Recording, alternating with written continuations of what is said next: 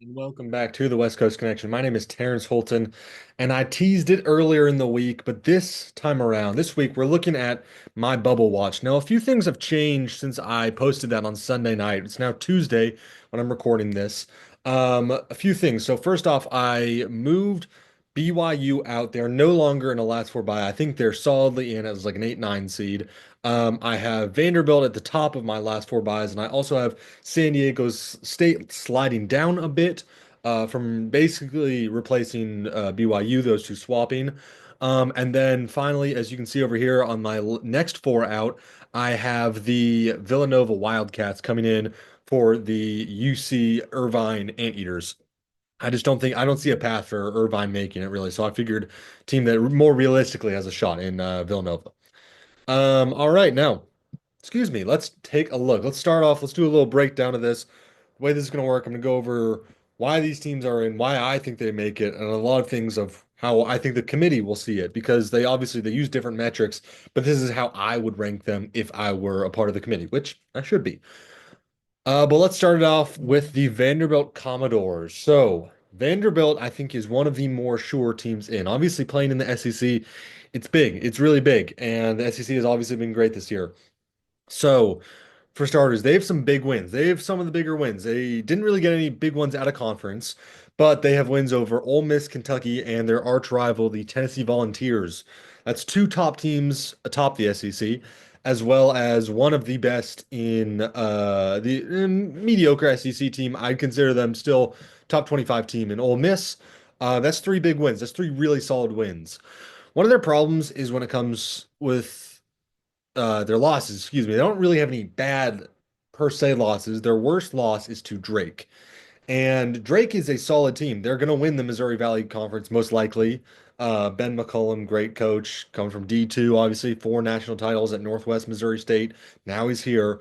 But still Power Five to excuse me, why can't I think of the name? Not Group of Five, mid-major, excuse me.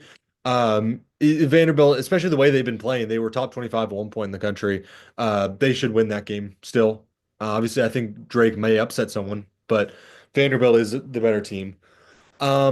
Few other metrics I'm going to look at, such as the strength of schedule and the net rating. So Vanderbilt is the 36th rated strength of schedule. Now, I think strength of schedule is really important when the committee is ranking teams. I mean, they clearly care about who you have played and the road that got you there, as well as the wins. That's why I highlighted key wins and losses, because obviously those are super important. If you're a 20 win team, but you don't have any good wins and a bunch of bad losses, you're not making it just straight. I'll say 24 because, 20 is not that much in this circumstance.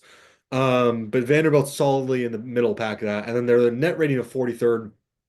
This is all by Ken Palm, by the way, if I wasn't clear on that. I love Ken Palm stats. This is their ratings.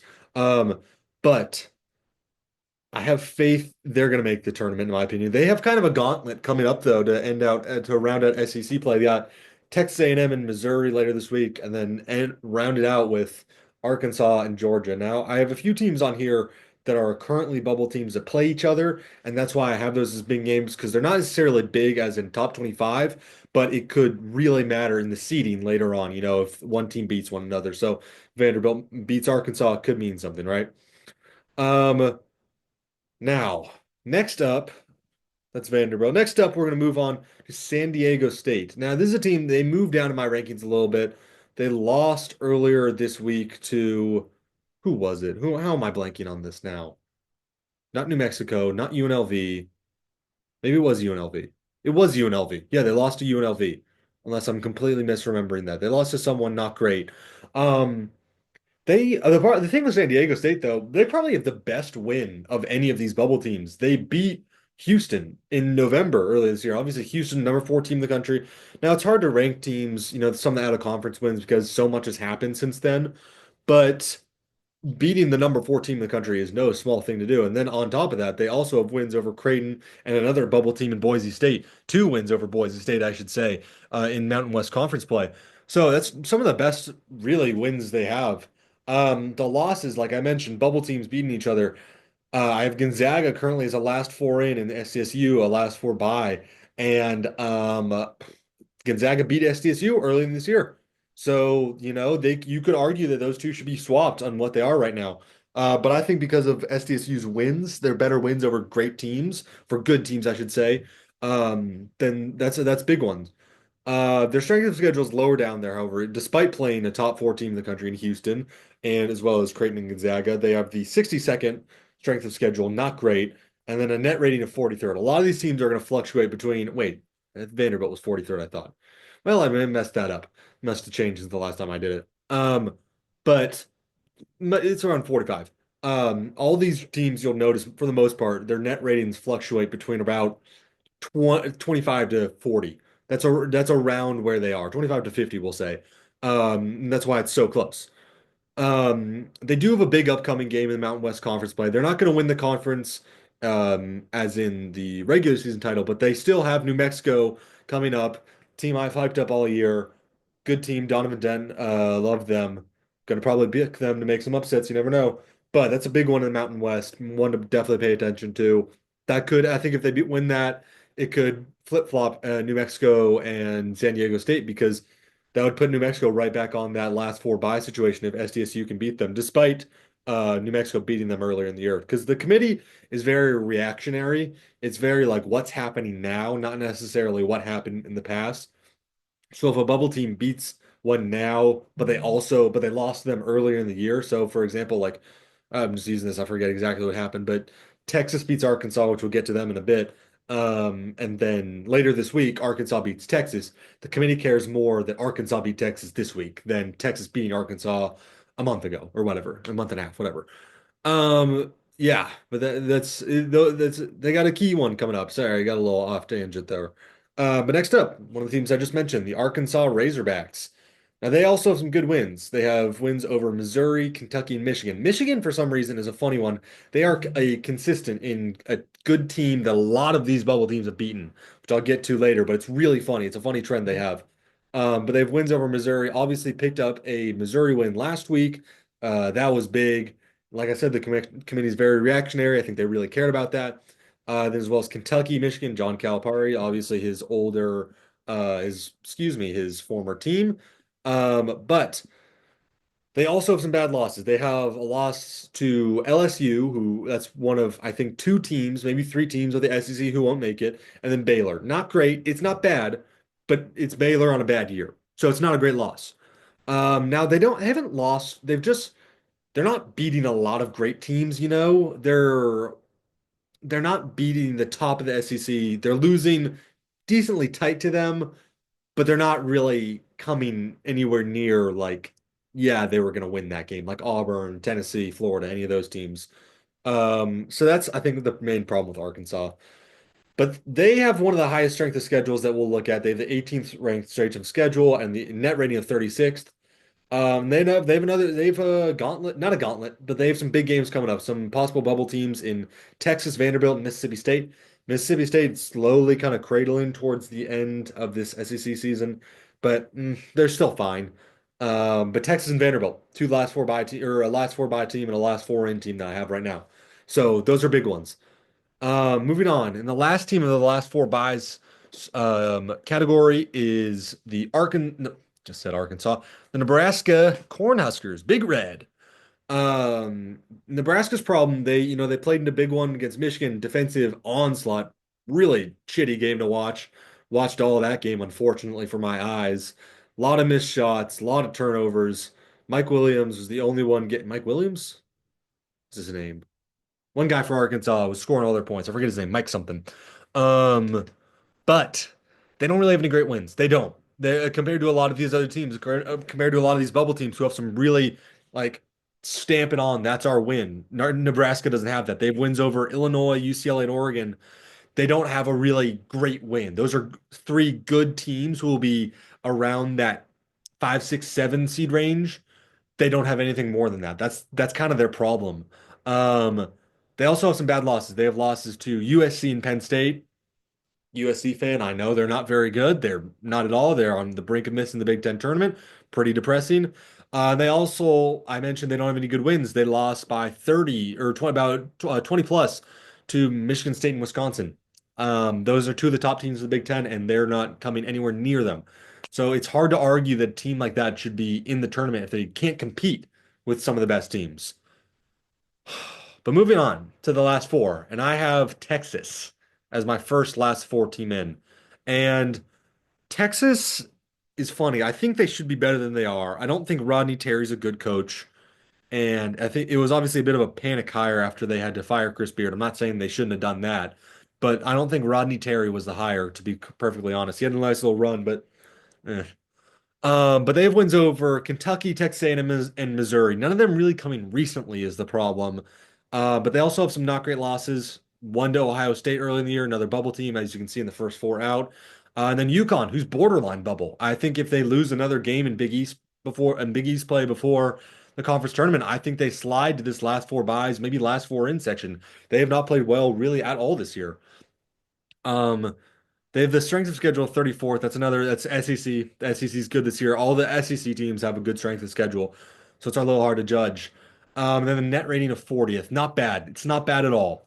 Um, but they have some big upcoming games. As I mentioned, they play two bubble teams in Arkansas and also Oklahoma, who I'll get to in a sec, another last four in team. But then they also have Texas A&M, rival, and Mississippi State, another team I mentioned before. Four big ones. Four big ones. I think you got to win at least two of them. Be solidly in.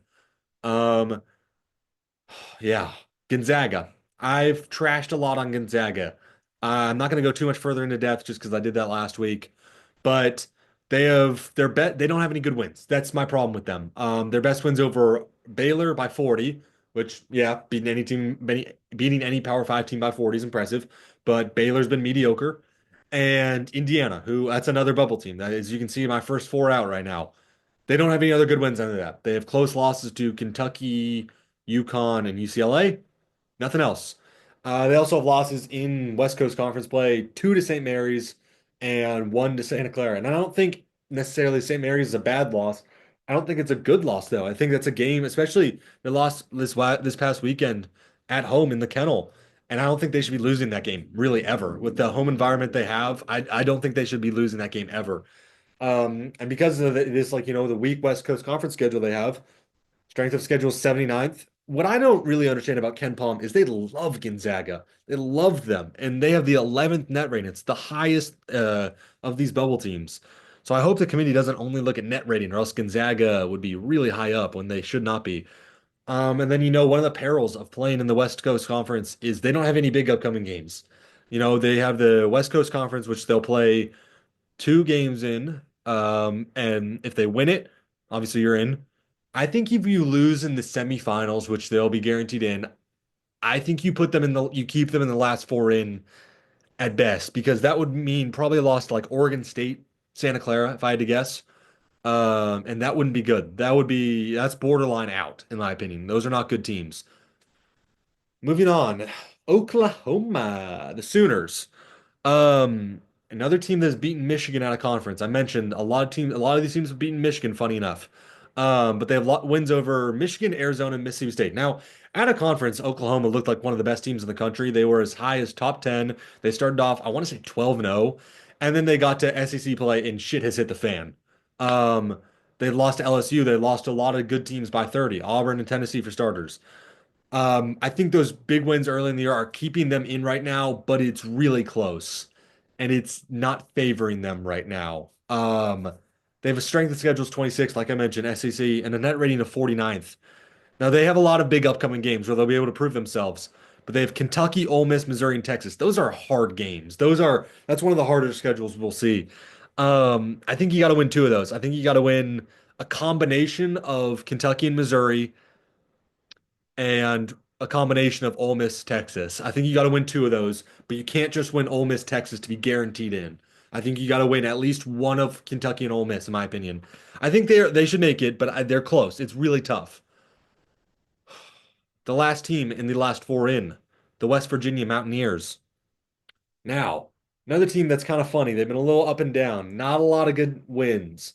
They have wins over Iowa State. That's one of the better ones we'll see. But that was without Iowa State wasn't fully healthy. Iowa State has barely been fully healthy. They are not barely, but they are 18-1 when fully healthy. That one loss coming to Houston, if I'm not mistaken. And then Gonzaga. This makes it tough. The first four out, or excuse me, last four in. That's maybe a decider if Gonzaga drops one of these games coming up. Definitely got to move, West Virginia above them. But they also have lost like Pitt, a pretty poor ACC team. Their strength of schedule is incredibly high, though, despite not having a ton of great out of conference play. 14th strength of schedule and a net rating of 51st. Now they have one really big upcoming game before Big 12 tournament play, and that's BYU. Team I just barely moved off of the last four bye section. They are, I'd say, a nine seed right now, maybe an eight. I think they're 25th in the country right now. Yeah. But if they win that, I think they're solidly in. I wouldn't know. I'm not going to say solidly in, but I think they are the last four team in. I think they're the last team in. Maybe it's tough. You got to win. You can't drop stupid ones is the thing. Um, Moving on to our first four out category. This is where teams, I really don't like a lot of these teams. I think a lot of people like Joe Lenardi, Mike DeCourcy, a lot of these bracketologists are a lot higher on these teams than I am. And let's start off with one of those teams I really am not a fan of, but I think will end up making the tournament, and that's Wake Forest. They have wins over Michigan, another one, and SMU. Those are the biggest ones. SMU currently my next four out, as you can see. I don't think they are good. I really like Hunter Salas as a player. That's about it. They have losses to Florida State and NC State, not good teams in the ACC. Excuse me. Whole ACC is kind of stinky this year, but I think those are two of the worst. Their strength of schedule is reflected by that with the 66th and a net rating of 68th.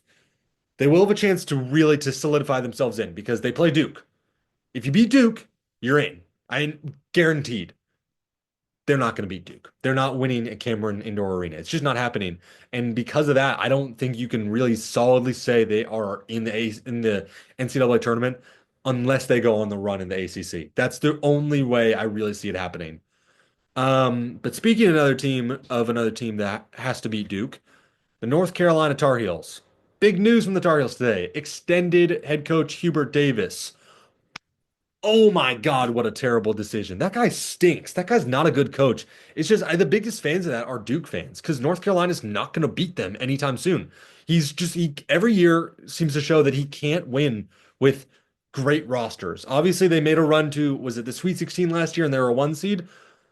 I don't care. They were top preseason top 10 again. And this is like the second, third time he's really disappointed when they have a really talented lost roster. Obviously, you lose guys like Armando Bacot from this past offseason. That shouldn't matter. They are still talented enough. Like you still got guys like RJ Davis who can lead you to tournament runs, and he's not doing that like whatsoever. Um, but North Carolina, they are 1-10 against quad one teams. They cannot beat quad one teams. They have a bunch of great losses, so many non-chances. They don't have good wins. Their only quad one win, and if I'm not mistaken, is UCLA. Now they have SMU, another bubble team, but a team I'm not a fan of, who I will shit on in a couple minutes. But they don't really have any bad losses. That's the only thing going for them. Their only bad losses to Pitt. They're beating the teams they should in the ACC, but they're not getting good wins. They're not competing with Duke. When they played each other at Cameron a few weeks back, Duke blew the brakes off of them. They're not competing with these good teams. So I don't really see a good reason to put them in if you're not even showing that you're competing with teams. All these teams up here, all these teams ahead of them have at least shown some competence of competing with a higher team. Every single one of them. So I don't see that from North Carolina. I don't really see that from Wake Forest either, to just go back. But I don't think you can confidently put North Carolina in the NCAA tournament. Their strength of schedule is 27th. I think that's one of the things they got going for them. Played a gauntlet out of conference. Like I said, didn't win any of those games. And they have a net rating of 44th. And then, as I mentioned, another team that has a chance to win because of Duke. They played Duke in the Dean Dome. That's very different from playing them at Cameron. I still don't think it's going to happen. Duke is just much better than them in like every single way. Cooper Flag. Who else they got? Elliot Cadeau's on. Oh my God. Elliot Cadeau gets the Ben Simmons treatment. That's a point guard for North Carolina. He gets the Ben Simmons treatment. That's pathetic. That can't happen in the modern college basketball. In modern basketball, you can't be a 6'4" point guard. You can't shoot threes. That's ridiculous. Um, Tyrese Proctor, that's the guy I was thinking of from Duke, though. They got Kaman Milak. They got Con Knipple. North Carolina is just worse in every single facet than Duke is. RJ Davis should be the best player in the country, one of the best players in the country. Nowhere near. He's nowhere near Player of the Year contention. And I partially blame Hubert Davis for that. I think Hubert Davis has wasted that guy's career. Um, but moving on to the Hoosiers. Another sticky head coach situation. Mike Woodson has already announced that he is leaving after this year. That's the right decision. Indiana's going to be one of the hotter jobs in the country coming up. Be interesting to see who goes there. But they have picked up steam in the past couple weeks. They have wins over Purdue and Michigan State, and those are big ones. Like I said, the committee is very reactionary of what happens now as opposed to the past. The problem with Indiana, bad losses. They've lost to Northwestern, Gonzaga, another bubble team, and Iowa. Those aren't good losses, especially because some of those came at home. Their strength of schedule is 17th, and I think that's what's helping them, like I've mentioned. This team doesn't deserve to make it, though. I'm going to be honest. They should be a lot better than they are, and they're just not good. They paid so much money for the roster they have, got bringing guys like Umar Ballo in from Arizona. They're not good. They're not a good team whatsoever, and I don't think they deserve to make it. I don't think Mike Woodson is a good enough coach to be in the NCAA tournament. He doesn't deserve to have this team in the NCAA tournament. Just straight up. I think I could see them making a run the Big Ten tournament, helping out with their case. Don't think it's going to happen though. They do have some big upcoming games though. You got Ohio State, another first four out team, and then Oregon. Oregon has really solidified themselves in the NCAA tournament this past couple weeks. And I think if you get over a win, that helps you leapfrog teams like North Carolina and Wake Forest, maybe even West Virginia. So you pick up those two wins to over two, not gonna say big teams because I think Ohio State is a little stinky, but Oregon, that's a good team. That's a damn good team. So pick up that win, and we'll start talking about you more seriously, Indiana. Moving on to Ohio State. I think I'm a lot lower on Ohio State than a lot of bracketologists are. I've seen this team against good teams. Obviously, a lot of people have, but you play them against guys like Auburn. They lost by 35 to Auburn early in the year. They're not beating great teams. They lost to Northwestern by 20. They lost to Pitt. Another funny enough, Pitt is another funny, like what's the word I'm looking for? Pitt is another funny team that just keeps sticking around of teams beaten. They're like the inverse of Michigan. Same colors. Um, Ohio State is the highest strength of schedule of any teams we're looking at here, though, with the 10th hardest strength of schedule, and that is what's keeping them in. I know I keep saying that about teams, but playing teams like Auburn in the offseason's no joke. Offseason, excuse me. Offseason, I mean, non-conference.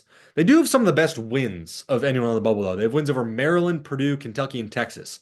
That's three top 25 teams and one, as I mentioned, last four in team. Top of my last four right now. Especially, I'm a big Maryland fan. I really like them. I'm not a Maryland fan. I'm a USC fan, but I like them as a team. I think they can make a run. Um, but I don't like them. Because of these losses, I think their losses are terrible. I think it does come down to, and I think it depends on, I don't know the inner workings of the committee. It comes down to whether you care about wins or losses more. And in this circumstance with Ohio State, I think I care more about losses because I think their losses have been atrocious, just straight up. And I think some of those wins, while good, I think the losses outweigh the wins. And I don't think they should make the NCAA tournament. And our last category, the next four out. So I have Georgia currently atop the next four out. They had steam at the start of the SEC play, really dropped off since then. I believe they are third or fourth to last in the SEC. I think Oklahoma's fourth to last or third to last. Georgia's third, if I'm remembering that correctly. They have wins over Kentucky and St. John's. St. John's obviously top team 10 team in the country right now. I've really hyped them up. They don't really have any bad losses. It's a similar thing to North Carolina, where they're just not beating the good teams. They're not beating the good teams anymore. They obviously have those two wins. That's it, though. They're losing to the teams they should lose, and they're losing to the teams they should beat, or beating the teams they should beat, excuse me. That's not enough to get you in the NCAA tournament. It's just not enough. I don't think they're good enough to make the NCAA tournament. They have a strength of schedule 30th, net rating of 45th. They will have a chance to prove it, to prove they deserve to be in. They have two bubble games against Vanderbilt and Texas, as well as Florida. Now, they might be playing in Florida right now. Wait a second. They played Florida earlier. This game's probably over. Let me check it. This will solidify. If they beat Florida, I think I would have heard something if they had beaten Florida. So I think that's really kind of killed their chances. And let me see. Oh, they did beat Florida. Guys, this changes that. This is breaking news. Look at that right there. This changes everything. Oh, interesting. I got to think about this. I'm moving Georgia up to my above. Wow, that must have just happened. Hold on. That's crazy. I can't believe I didn't see anything about that. Wow. Okay. Oh my God, no. Iowa State lost. Guys, I'm so behind. This is poor.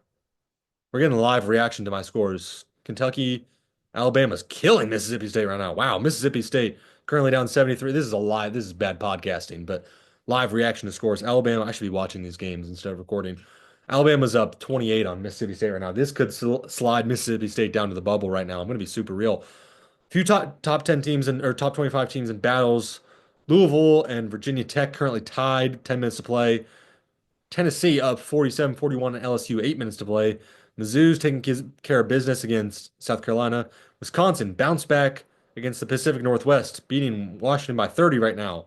Duke dominated Miami as they should have, and Marquette took care of business against Providence. Wow, big games that I just somehow missed. Wow. Yeah, I should have those on right now. Hmm. This is poor podcasting. Sorry, guys. But anyways, I'd move them up to about. That's a big one. That's a really big one. I'd move Georgia to the last four in. I'm gonna be so honest. I'd slide West Virginia down. Maybe move Oklahoma down and keep West Virginia. Wow. That's big. Number three team in the country. That's massive. Wow. I'm glad I checked my phone. I had everything on Do Not Disturb. Probably missed the alert. Yeah, look at that. ESPN. Huh. Okay. Well, back to our regular scheduled programming. SMU. I hate SMU. As I've been pretty open about, USC fan, USC student. I have interviewed Andy Enfield, their current coach. He was USC's coach. I don't think he's a good coach. Just straight up, I don't think he's good at coaching. He never really. He was carried by Evan Mobley and Drew Peterson and Isaiah Mobley to the NCAA turn into the Elite Eight one time, 2021, excuse me. And since then did absolutely nothing with the Trojans. And I think he wasted some talent, especially like last year. And I don't think he's a good coach. And he was annoying in press conferences too. Always gave bad answers. So as a reporter, not a fan of him either. But the team doesn't really have anything going for them either. They have their best wins over Wake Forest. They have losses to North Carolina and Butler, bottom tier, Big East team, excuse me. They're not a good team. This team doesn't deserve to make the NCAA tournament. A lot of bracketologists have them in the first four out, some even the last four in. That's horseshit. That shouldn't happen. They have a strength of schedule of 83rd and a net rating of 39th. That's ridiculous. And guess what? They play no one significant in the ACC coming up. They're gonna have to make a run in the ACC tournament. And even then, because the ACC stinks, I don't see it happening. They'll have to beat teams like Louisville, Clemson, and Duke. That's it. Those are the only three teams. I think beat Duke and you help. The other two, it's still not enough for me personally. You can't have one top 25 win. You can't and make the NCAA tournament. That's ridiculous. Moving on.